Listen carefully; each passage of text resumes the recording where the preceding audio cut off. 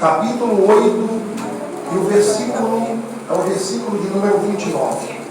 Mateus, capítulo 11, versículo 28. Depois Atos, capítulo 8, versículo 29. Quem achou São Mateus 11, 28, diga amém. Amém. Diga amém. Amém. Todo mundo achou. Mateus, capítulo 8. Mateus 11.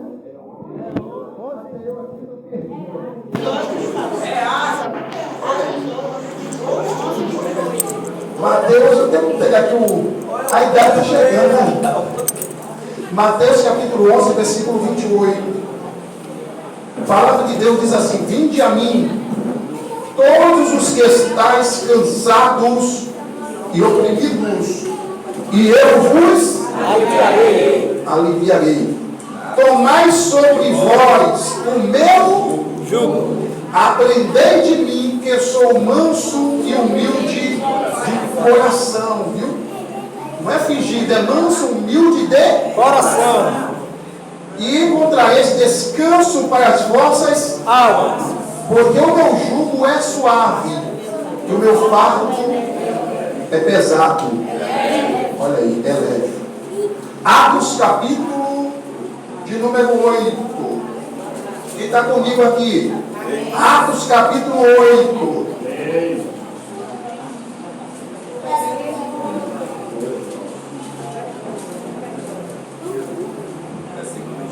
Versículo de número 29, é isso mesmo. Atos 8, versículo 29. E disse o Espírito a Filipe: chega-te ou ajunta-te, chega-te e ajunta-te a esta carruagem. Em outras palavras, em outras traduções aí diz a este carro. Pode tomar um assento, meus irmãos.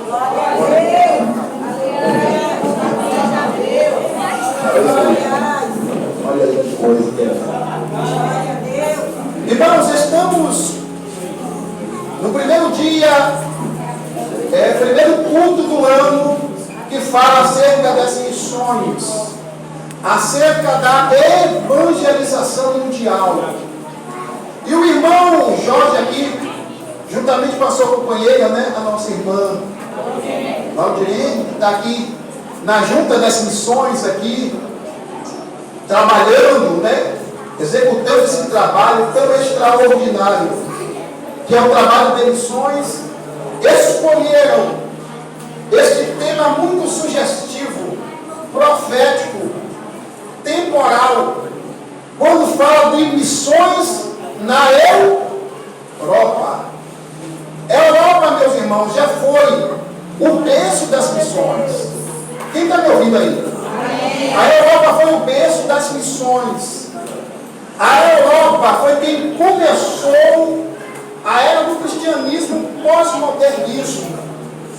Quantas pessoas surgiram da Europa? Quantos homens, né? John Wesley, outros homens que trabalharam na missão com afinco, chamando a atenção mundial acerca da pregação do Evangelho. E nós estamos aqui, meus irmãos, tendo esta noite a grande tarefa de observarmos os últimos acontecimentos e trazer a lume e até elucidar os fatos em eminência que tem acontecido no mundo acerca do Evangelho, da evangelização mundial. Nós estamos falando aqui, meus irmãos, da Europa, que já foi berço de missões, o berço das missões, que tem vivenciado uma época, né, difícil, onde o índice e o crescimento do cristianismo tem sido, né, de uma forma, um efeito cascata. A apostasia de São Mateus capítulo 24 já está imperando nos nossos dias. Nós estamos vivendo nas páginas da Bíblia, um movimento profético, apocalíptico, escatológico. Não alguém de vocês aí que nós estamos aí pensando, imaginando, estudando, esperando, vir após anos, as perseguições, os últimos dias da igreja, nossas últimas eras, o momento? Não, meus irmãos, enquanto eu estou de trás desse microfone a pregar, a falar a palavra de Deus, não se assuste você. Tem missionários sendo perseguidos, presos, açoitados, sofrendo a pena de morte, estão sendo presos, expulsos. Na Europa, leva-se 4 anos para um missionário conseguir pregar a palavra sem não ser preso em algumas coisas. Tem acontecido. Igrejas sendo fechadas, aonde a igreja se tornando bar, se tornando casas de aposta, e coisas sucessivas a isto. E muitos missionários têm trazido os testemunhos dos últimos acontecimentos, pedindo e conclamando a igreja a oração, clamor, oração fervorosa acerca das missões e dos missionários da Europa. Em Portugal, existem tantos cristãos aí em Portugal, mas não são cristãos praticantes. Aqueles cristãos que dizem ser cristãos, que andam na oração, pregam a palavra, creem no Evangelho.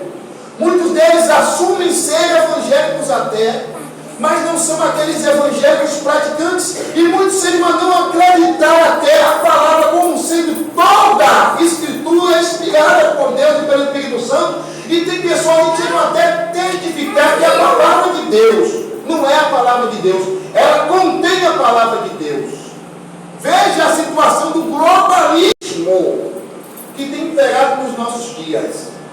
E quantos pastores, até mesmo no Brasil, já dizem isso. A palavra não é a palavra de Deus, ela contém a palavra de Deus. Olha que coisa, irmão, que tragédia, que coisa perigosa nos nossos dias é a doutrina de Cristo, né? A doutrina de Cristo ser desprezada.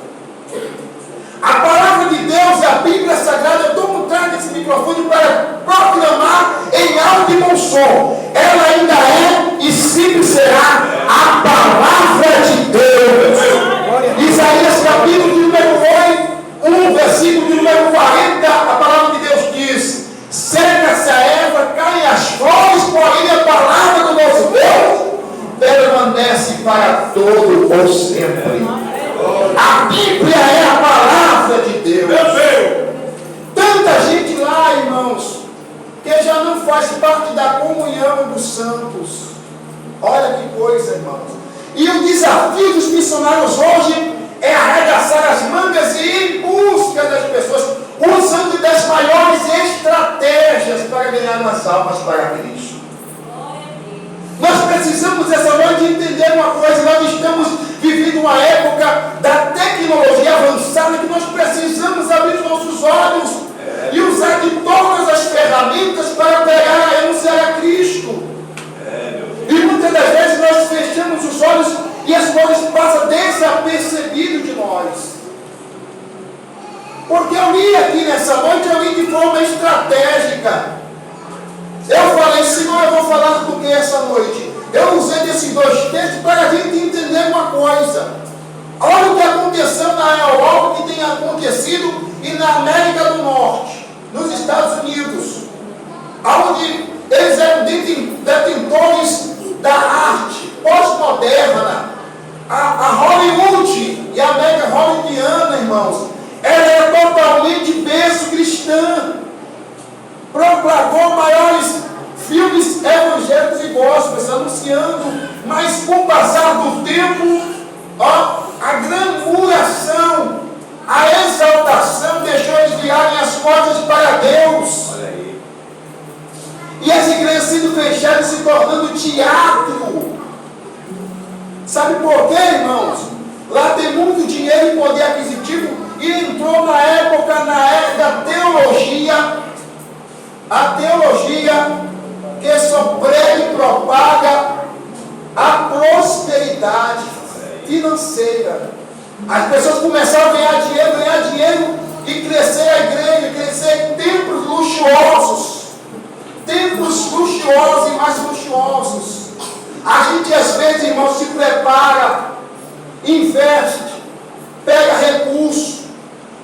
as maiores indumentárias para o templo. Tem pessoas e tem templos que se preocupam com as poltronas mais luxuosas, confortáveis. Isso tudo é muito bom. Isso tudo vale a pena. Mas não é só isso. Não é só isso. Meu Deus. E a gente se prepara com tudo na indumentária, no afã de conquistar as pessoas, para a pessoa olhar para o templo luxuoso, querer vir aqui para o templo luxuoso, porque a gente se prepara e acha que vai comportar as pessoas, as grandes multidões, através do luxo e do glamour.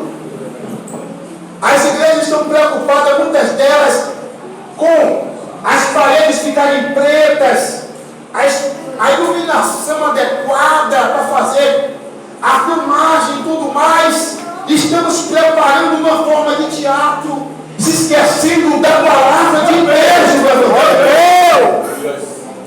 E olha o que eu li aqui no São Mateus capítulo 11. Jesus disse: vinde a mim todos que estão descansados e oprimidos, que eu vos aliviarei. Meu Deus. Só que São Marcos capítulo 16, versículo 15, a Bíblia diz acerca da ordenança da evangelização. Jesus disse: ide por todo mundo e pregai o evangelho a toda criatura. Observe aqui, irmãos, e entenda uma coisa. Já estou chegando já, falta 10 minutos. Observe aqui e entenda uma coisa. A pregação e a ordem de Deus para a igreja é ide. A ordem para Cristo foi ide. Há uma diferença enorme da pregação, da ordem de Deus e da tarefa da igreja. A tarefa da igreja não é preparar o templo, a poltrona, a alimentar os aparatos para trazer as pessoas para dentro, para se comportarem e se acharem bem acolchoadas. A ordem para a igreja é ide. Só que a igreja está preparando para dizer para o mundo: vinde. Só que o único que pode dizer vinde, disse vinde, foi Jesus Cristo, o nosso Salvador. Ele não disse para a igreja dizer vinde. Ele disse para a igreja ide. E é diferente. Percebam, meus irmãos. Às vezes a gente está preocupado em fazer festas, está preocupado em fazer e criar outdoor, trazer os melhores artistas, cantores, pessoas que estão na mídia para trazer a multidão. Prepara-se tudo e dizemos: vinde até nós, vinde à igreja, venha para nós, chega aqui para nós. Mas Jesus está dizendo: ide, vá até eles. Percebam a tarefa que nós estamos agora nessa trincheira. Nós estamos agora com esta tarefa de ir para eles apresentar a Jesus Cristo. Oh, meus amados e queridos irmãos, nós estamos enfrentando uma época tão difícil. Uma época tão difícil da igreja. Onde as pessoas têm mais dinheiro e mais recursos, batem no peito e dizem para os missionários: eu não preciso de Jesus. Ainda hoje eu estava vendo um missionário dizer, no testemunho dele, que ele chega na Europa, em Portugal e em outros lugares da Europa, e dizem para as pessoas, até mesmo na Espanha: Jesus Cristo, Jesus Cristo, Jesus Cristo. E eles dizem: eu não preciso de Jesus Cristo. Olha aqui essa Ferrari que eu tenho aqui na minha garagem. Olha aqui essa mansão que eu possuo. Olha aqui, eu estou farto de tudo. Para que eu preciso disso, pregador? Aí a gente chega para as pessoas que estão pobres, miserentas, nas maiores favelas, nos maiores cortiços, dizemos: Jesus é o Salvador, venha Jesus. Ele diz: não, Jesus nos abandonou, Jesus não existe. Olha o que nós estamos passando. De um lado nós temos as pessoas que estão aí no glamour com tudo, dizendo: estou abastado de tudo. Do outro lado as pessoas dizem: Jesus nos abandonou. Olha que tarefa difícil nós estamos enfrentando. E aonde está a igreja? Aonde estarão os missionários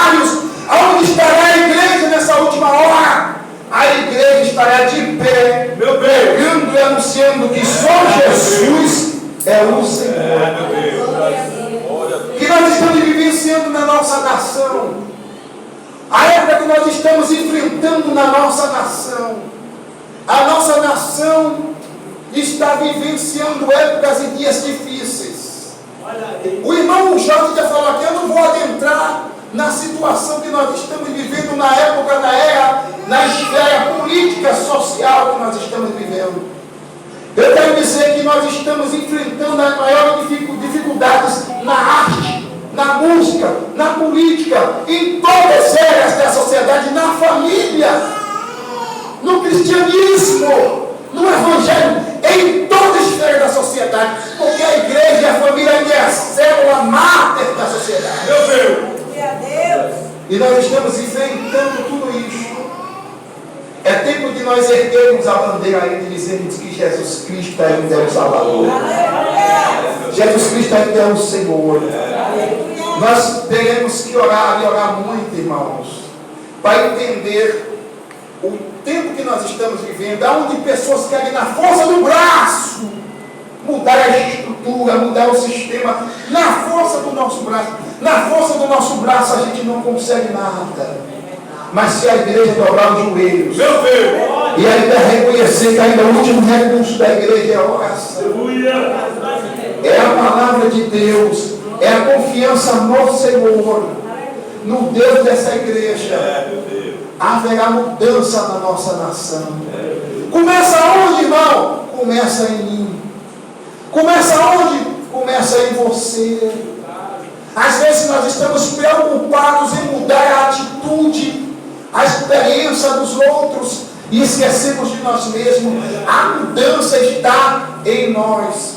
Em nós darmos o primeiro passo, em nós reconhecer o erro, reconhecer aonde nós estamos, reconhecer aonde nós chegamos, reconhecer que é tempo de voltar atrás. O avivamento, nós estávamos estudando hoje acerca do avivamento na época do Antigo Testamento e vamos estudar do Novo Testamento. O que é avivamento? É dar vida ao testamento, é dar marcha ré, é voltar, é tomar a palavra de Apocalipse capítulo 2, versículo 5. Lembra-te, pois, eu quero trazer à memória aquilo que me dá esperança. Lembra-te, pois, de onde caístes, arrepende-te e volta-te a praticar as primeiras obras. Aonde está a tarefa da igreja? Voltar atrás, para depois avançar. Mas só a igreja só vai avançar quando a gente entender que precisamos retroceder. Para onde retroceder? Eu me lembro de Abacuque, que nós lemos aqui essa manhã. Abacuque estava na oração, estava angustiado com o acontecimento da nação. A nação estava sendo voltada, dada para o inimigo, o adversário assolando a nação de Israel. E o profeta começou a indagar, dizendo: Deus, até quando? Até quando aviva, Senhor, a tua obra? Por tantos anos aviva, Senhor, a tua obra. O profeta orava. Mas quando Deus chama o profeta à responsabilidade, mostra para o profeta a situação e diz: foi eu que entreguei aquele povo na mão do adversário. Foi eu que enviei a prova. E se eu resolver pegar vocês e levar para o deserto? E se eu resolver entregar vocês e entregar para a mão do adversário? Se eu resolver chamar você para a escola do crente que ainda é o deserto? Se eu resolver chegar para vocês e estreitar a perna de vocês, quem é que vai fazer vocês saírem das minhas mãos? Vocês podem correr para onde vocês quiserem correr, podem se apoiar a quem você quiser se apoiar, palavra profética, profecias e tudo mais, mas se eu dar para vocês o deserto, ninguém vai fazer retroceder a minha mão e mudar o meu decreto. Se Deus quiser tentar a terra, se Deus quiser fazer você sair do comodismo, se Deus quiser fazer você entender que as coisas não estão do jeito que estão, porque estão sendo da vontade de Deus, se Deus quiser fazer vocês retrocederem, vocês entenderem o lugar de vocês. O lugar da igreja é um lugar profético. O lugar da igreja não é o lugar dos melhores lugares, como a gente às vezes pensa que a igreja deve estar. O lugar da igreja ainda é na oração, é no campo profético. O lugar da igreja é no campo profético, na oração. A igreja tem a palavra de vida, a igreja tem o anúncio de Cristo. É este o lugar que a igreja deve estar. Está entendendo, meus irmãos? Jesus disse: vinde a mim. Jesus disse: vinde a mim. Jesus disse: ide a eles. Primeiro a gente vai para eles, eles vêm para nós. Já chega na igreja, encontra Jesus e Jesus traz o alívio para a alma, o alívio para a vida. E aí então ocorre a mudança, o novo nascimento. Quem crê em mim, como diz a Escritura, rios de água viva. Aleluia. Nicodemos, uma vez, irmãos, resolveu ir até Jesus, porque ele sabia que aquele homem de Nazaré, as obras que ele realizava, não era obra humana, não era ação do homem, mas era o próprio Deus agindo. Mas como é que eu vou até ele? Resolveu ir de madrugada na noite. Chegou até Jesus e Jesus disse para ele: necessário é você nascer de novo. Ele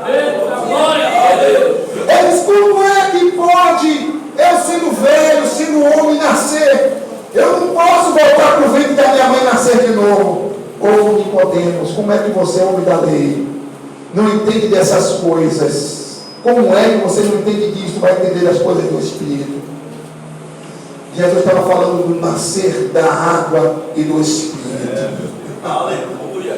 Oh, irmãos, que nós saímos daqui essa noite convictos de uma coisa: muda-se as coisas, muda-se o governo, entra homem, sai homem, muda o governo, muda tudo, a roda gira, as coisas se invertem, mas Jesus Cristo permanece no mesmo.